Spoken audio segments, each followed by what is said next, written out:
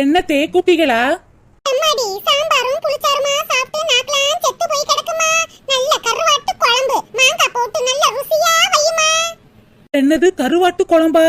ஆமாமா, உன்னை பண்ணுவாக்க வந்தப்ப உங்க அம்மா நீ நல்ல ருசியா வைப்பேன்னு சொன்னாங்களே. சரி தே வச்சிடுறேன்.